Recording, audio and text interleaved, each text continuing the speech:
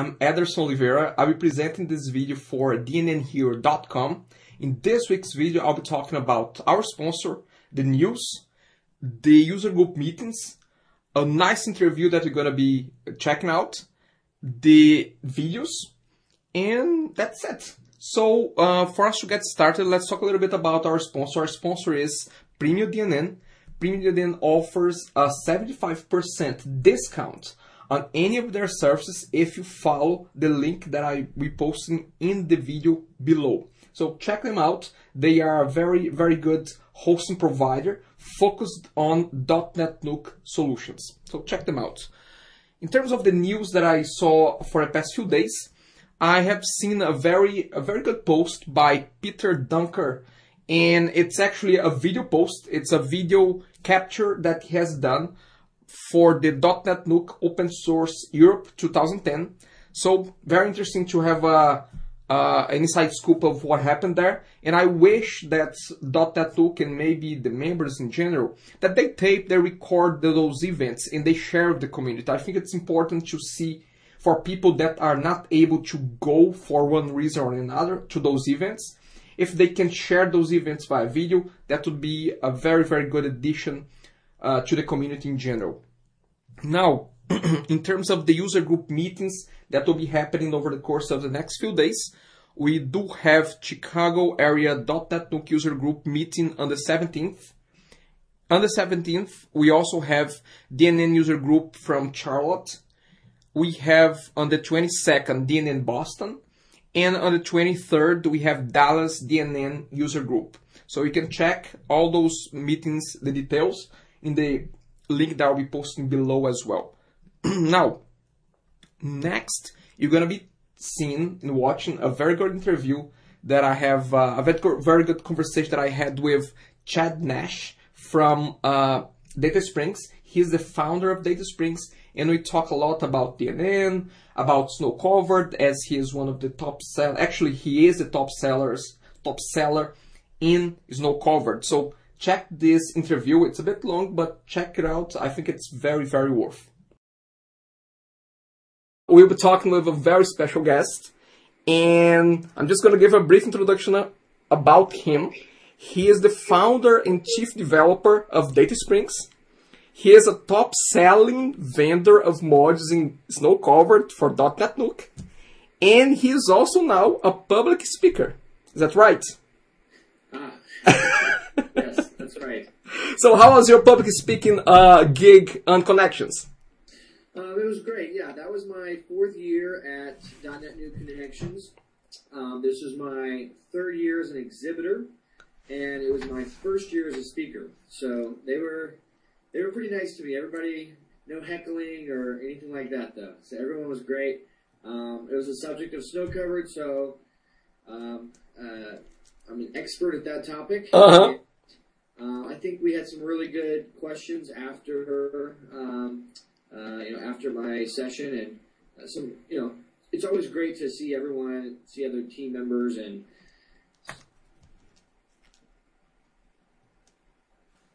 Chad, I just got you frozen there. Can you still hear me? Yeah, I don't know. It says I had some internet connections. I see. Okay, I guess we are back, I guess. Okay. So I think that we have stopped right when you were talking about your presentation there.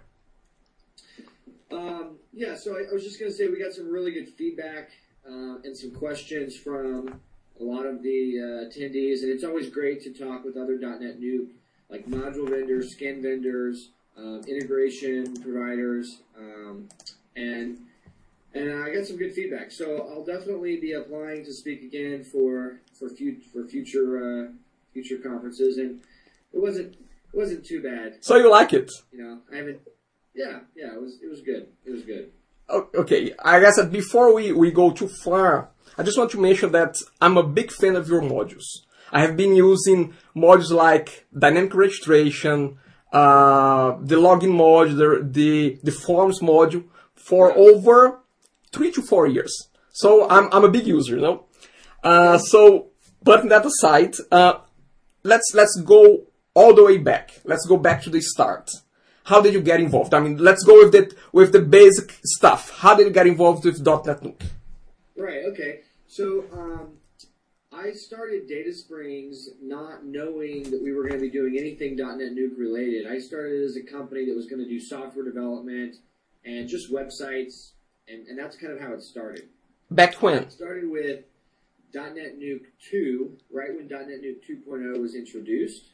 And I started, as we were building our site out for Data Springs, I started building little modules. I think our first module was random image module or something very small. So I started building modules just for our site, and from there, because I would go to Snow Cover too, and I would see different things for sale, and from there, at one point, I just thought, well, okay, I built this module for our site. I might as well put it up on Snow Covered. And I think I was still working at a full-time job at the time. And at that time, we got a check in the mail for like $7.50 because it was a $10 module. So you get your 75% of that.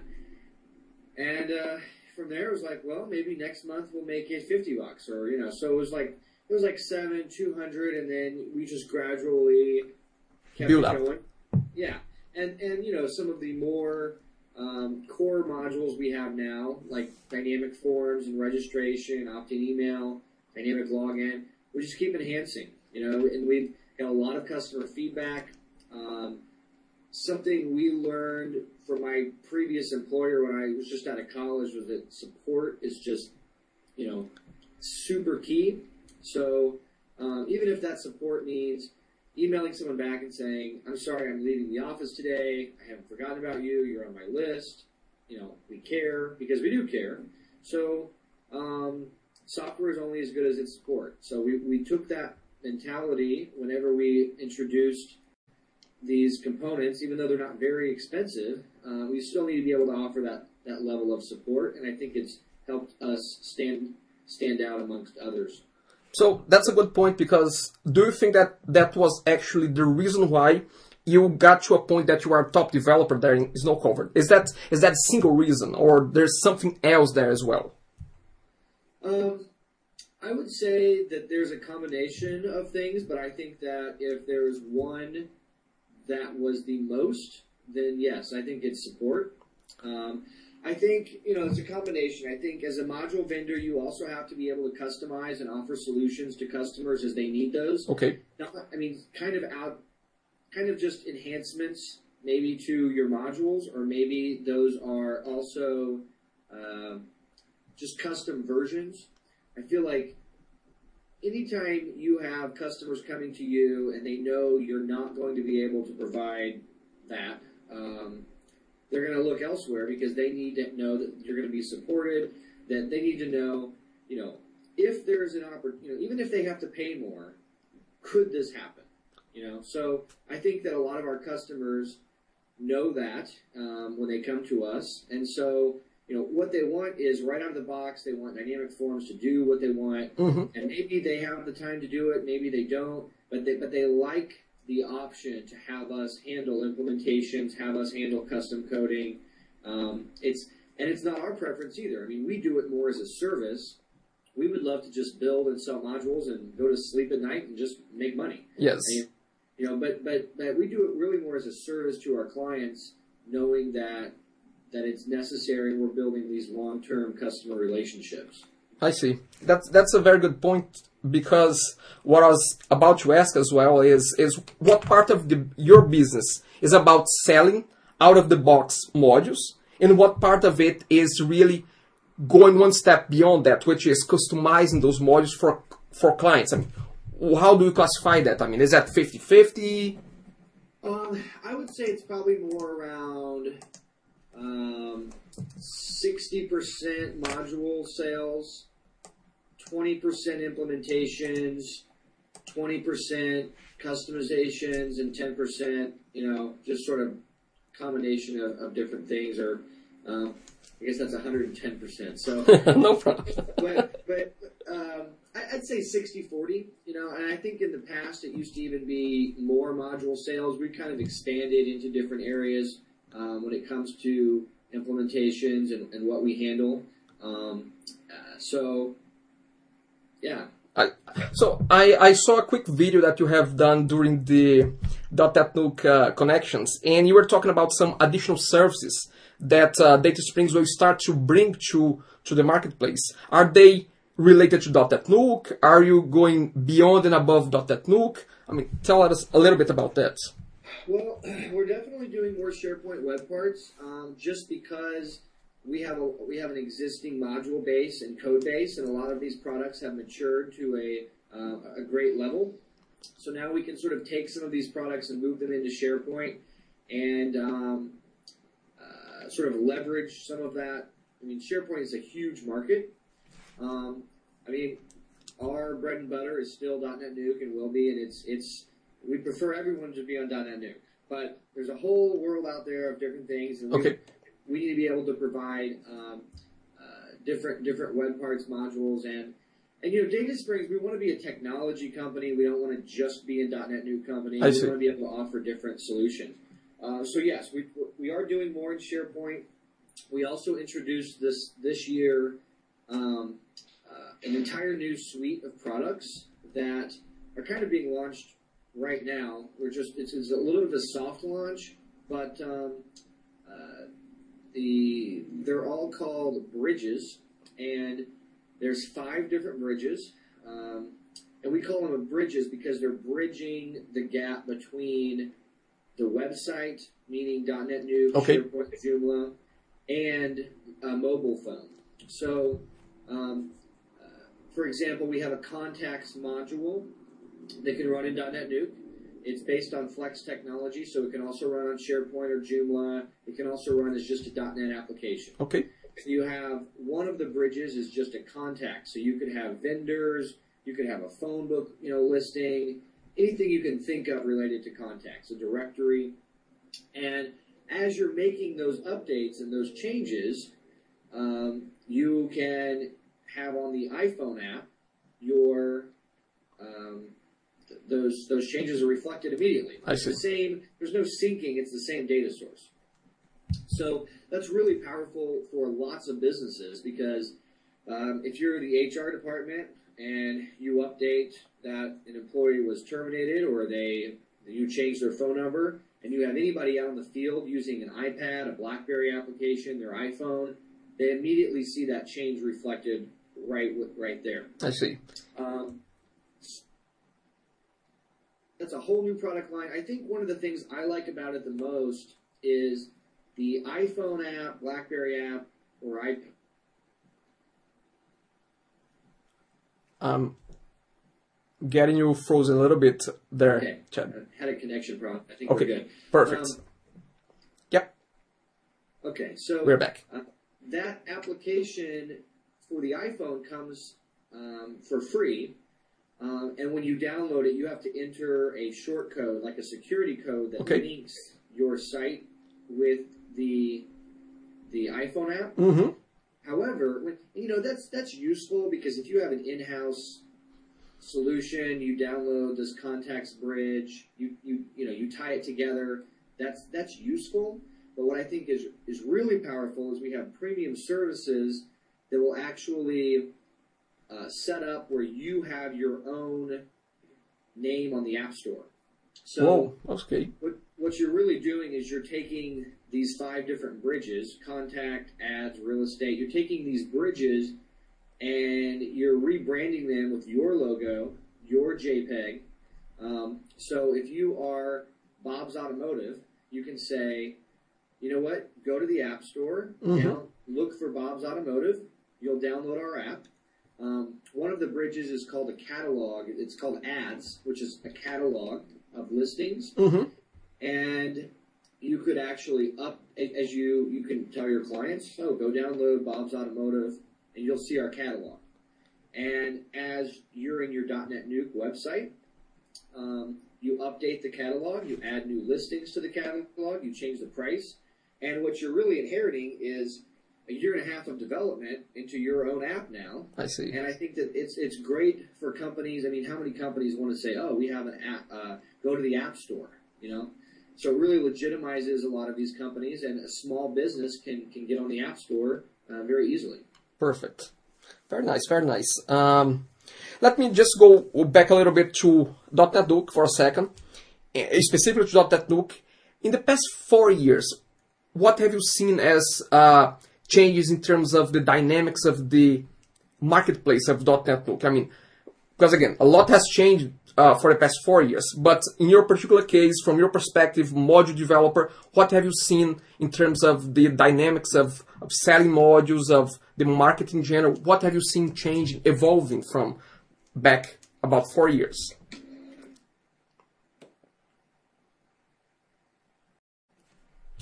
Frozen again.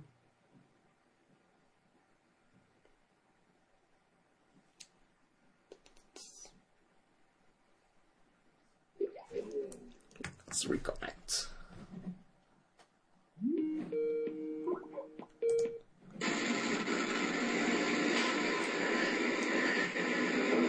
I don't know if there's a problem on my connection, but... Okay, let's... It seems that the audio is okay now. The audio is okay, but you can't see me? Is that the problem? Yeah, right now it is. Let me see here. Oh, it's loading. Actually, it's loading. There we go. Yes, we're back. We'll keep track. No problem. Watching tuned.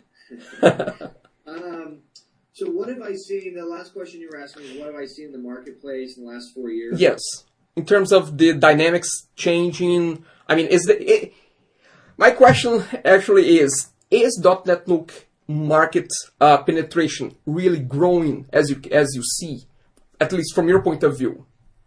I think it's growing, but I think that it still is a much smaller cap than a lot of other platforms.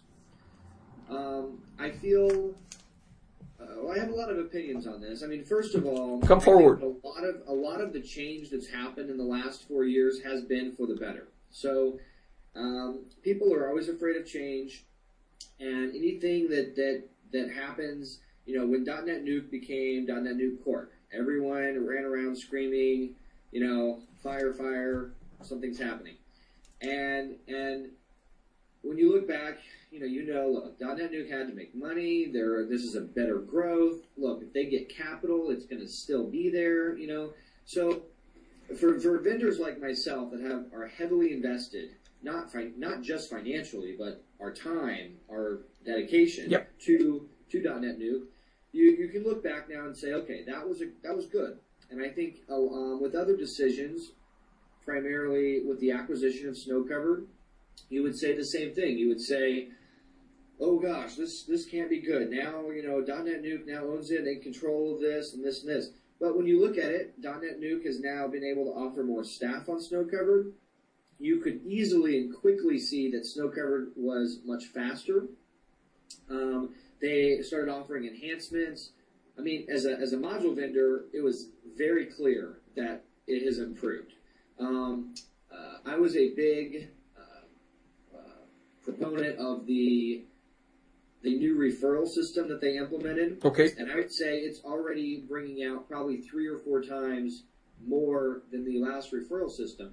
I mean, what happened was years ago, Snowcovered had a referral system and it was working great, and we never really knew what happened, but at a certain point something changed. And you can tell, but you couldn't really tell.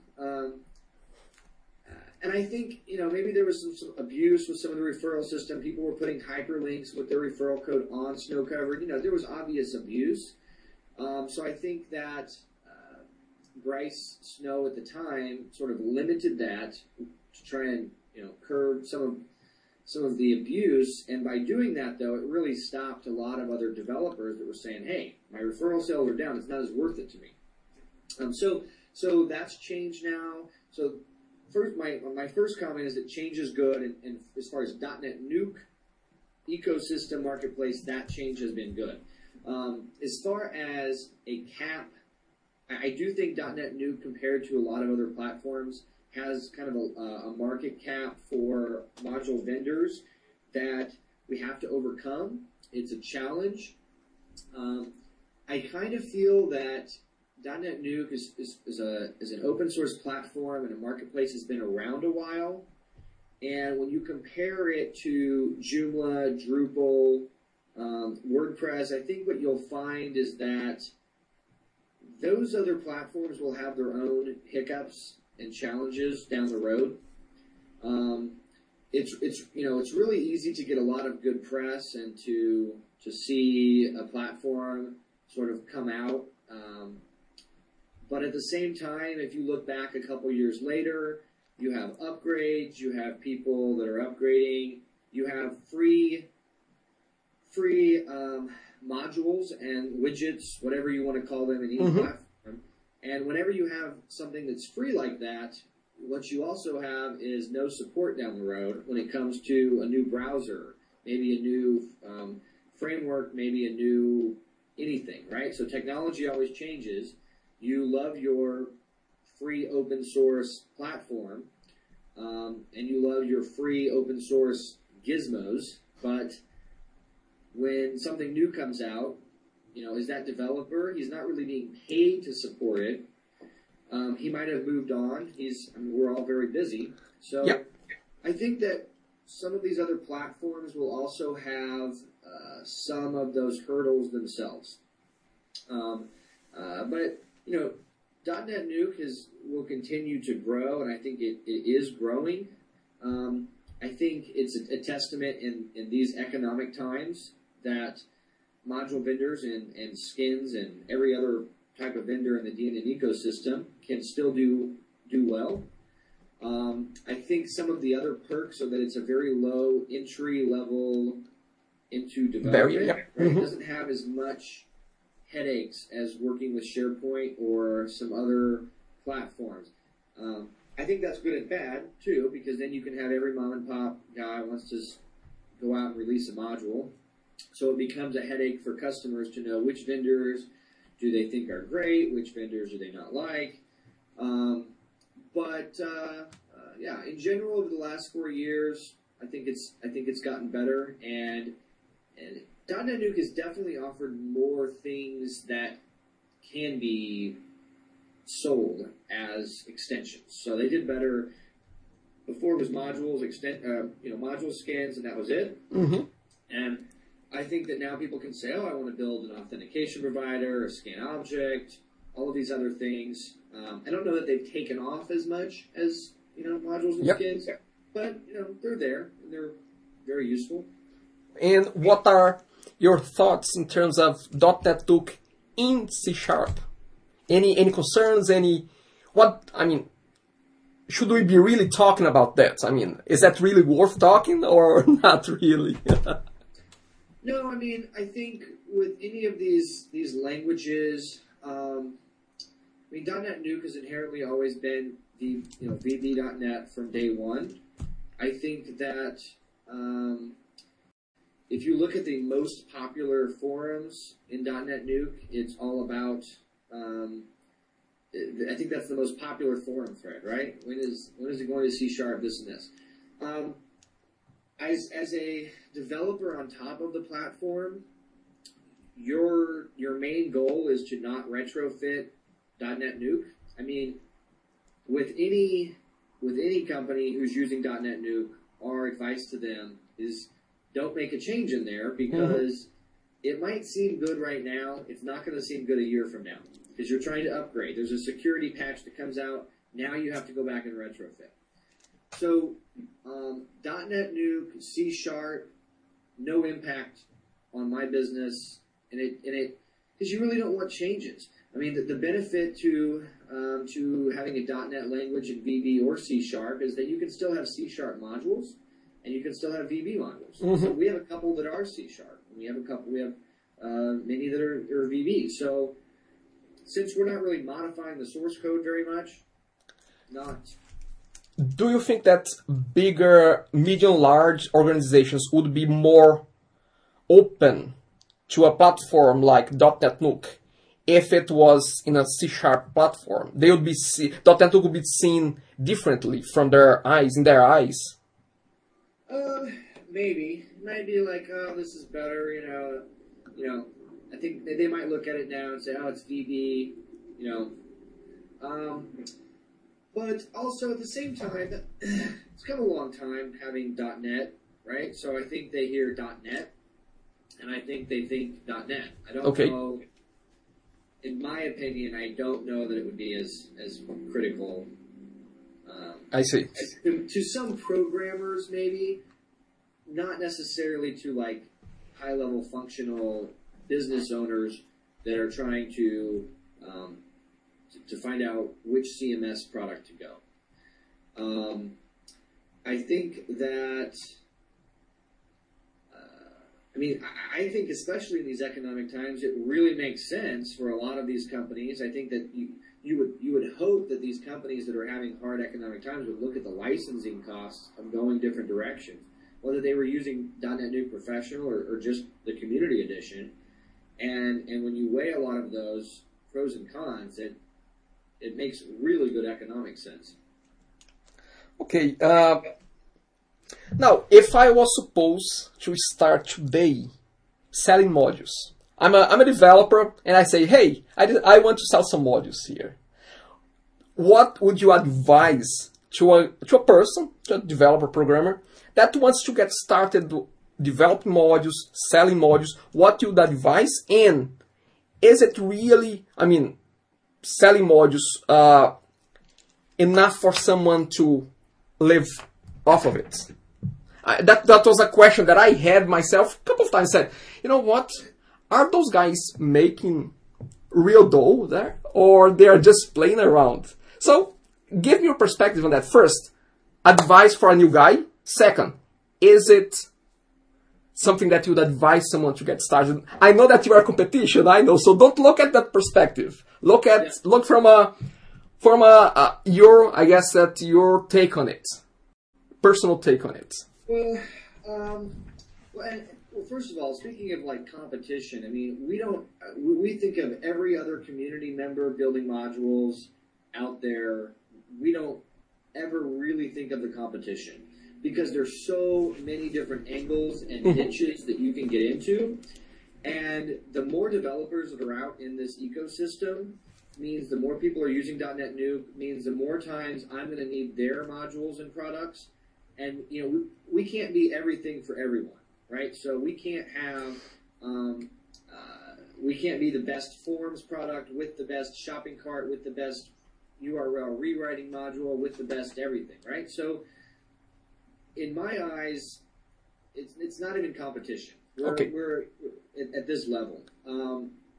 Suggestion for a new guy. Suggestion for a new guy. Don't be afraid to start with something small that fills a niche. A few suggestions. One, build a module out of something that your customer already is wanting. So you've engaged your client and they have said, I want something like this. And you've searched Snow Covered and you've offered them advice, but basically you're going to need to build a module for them anyway.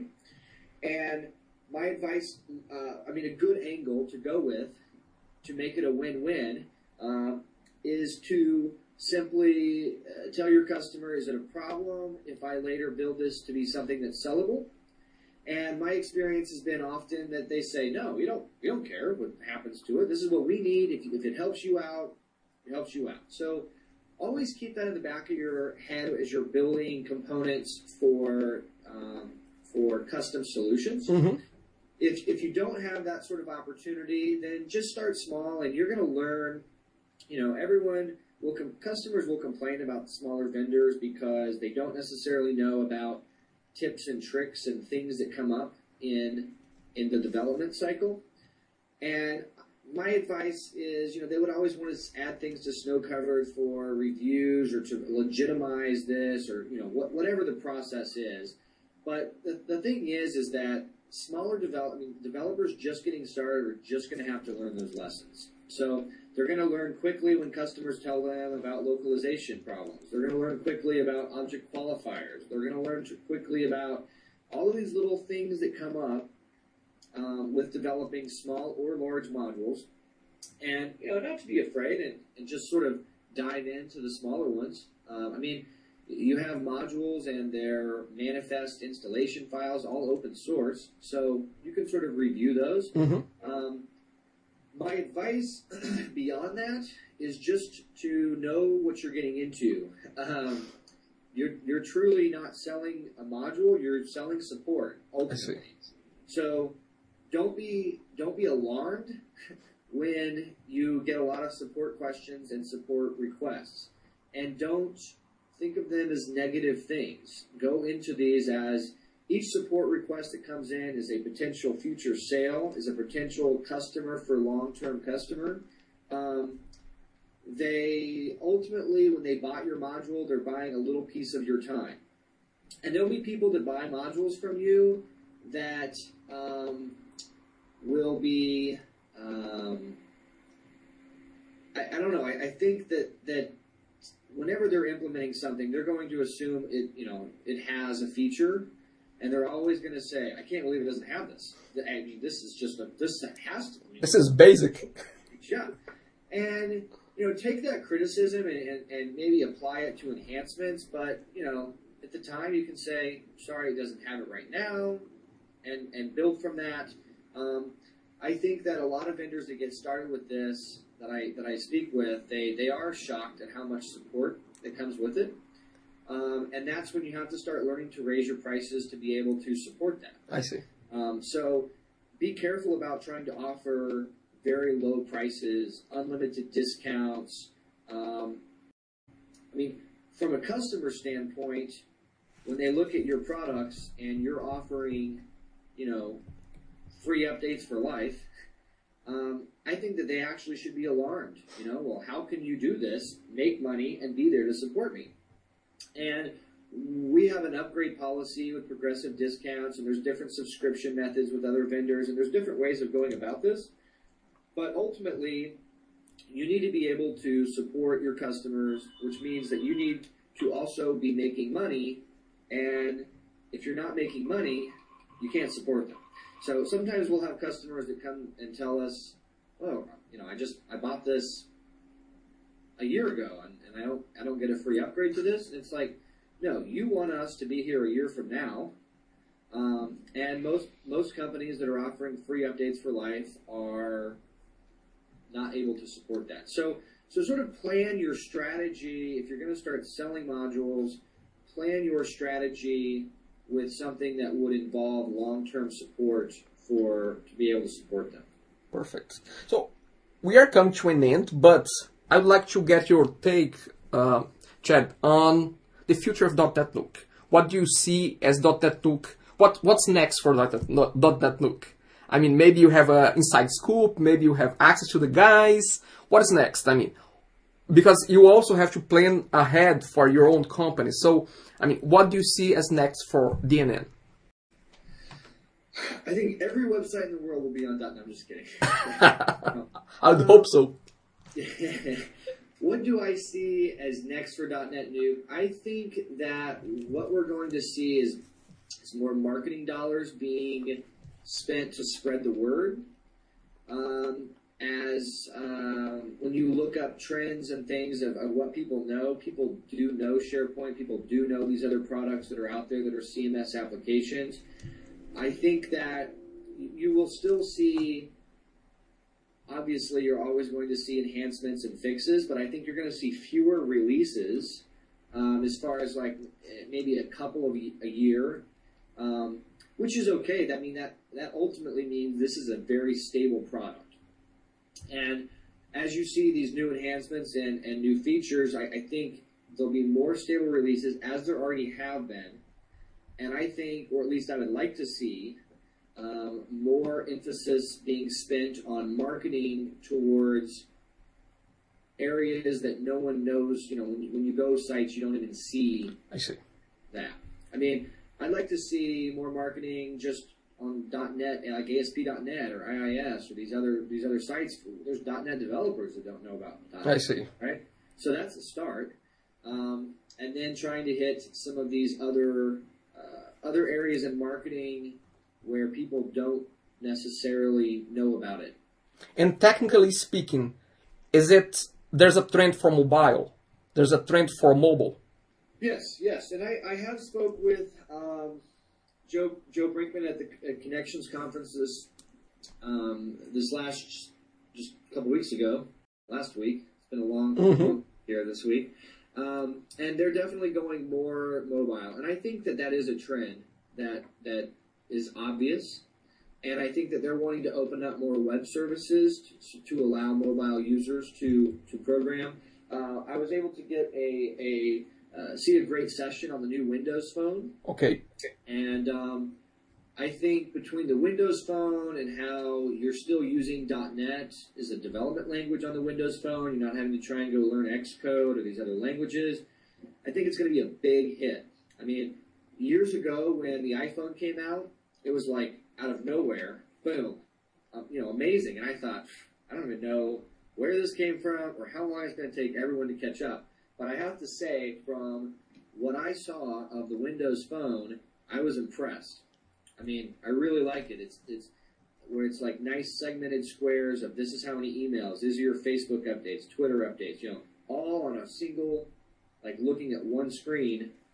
They've caught up, and so has Android, and it's just going to be more and more mobile users, which I think is that good connection between the website to your mobile user. It's kind of sad sometimes if you're sitting in a restaurant or a bar and you look around and you see basically the entire world is staring like this at their screen, but that's the world we live in. And it I'm is doing it too, so. Very true, very true. Chad, take a time for you to plug Data Springs, to plug your company. I mean, you did already a bunch of plugs here, but take this time to plug your company. All right, thanks. So we want to continue to be a major DotNetNuke vendor in the ecosystem and provide modules. So if you have not had a chance to check out some of our core products that we worked really hard to bring to the marketplace, such as dynamic forms, dynamic registration, dynamic login, dynamic user directory. If the word dynamic is in there, check it out. We have trials for most of these. We also have a sandbox environment called betasprings.com, where you can go to Beta Springs and it's just refreshed every once in a while, and you can go there and play around. Catch an name. Yeah, and I also encourage you to check out our new Super Bridge suite of products that's just now being released that's for mobile. And start to get, for many of our customers that are familiar with all of our core products, start to get familiar with these products because they're going to be around a long time. And I think what you're going to find is there's implementations for clients. A lot of our clients are developers and integrators. And I think what you're going to find is you can start going to these other clients and start thinking of ways to utilize these products and to be able to offer your customers these types of mobile implementations. And our goal with this is for developers to make lots of money with these. They should be able to go out and sell something that they get from us and go out. The same thing with any of our products. You should be able to go out, use these as developer tools, and go out and make some money. Perfect. So, Chad, thank you very much for your time. And please say hi to Candace for me. She gives amazing support to me, okay, whenever I need. So, okay. I appreciate your time. Thank you very much for putting up with me here. Right. Thanks a lot. Have a good weekend. You too. Bye-bye. I hope that you liked the interview, and for our next segment, well, this week will be a little bit different because usually now I announce the videos that I'll be posting over the course of the next few days.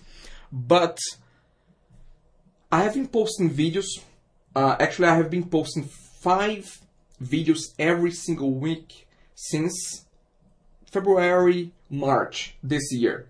So it has been quite a ride, quite an effort there. And this week in particular, I will not be posting any videos. I'll be taking a break, but this is not the only thing that will change. We're gonna have some more changes there. First is that I will not be able to keep posting 5 videos every single week. It's just taking It does take too much time, too much effort, but it's not because of that. It's just because I do have some other business development ideas that I want to focus at this point in time. I will not be stopping posting videos. I will still be posting this weekly video, but from now on, I will change the focus on the tutorials. So instead of being just or almost just about the core .NetNuke platform, I'm gonna go one step and I would say include a lot more of module reviews. So I will, for example, I will go out there, I will invite a vendor to see if they want to get their modules reviewed.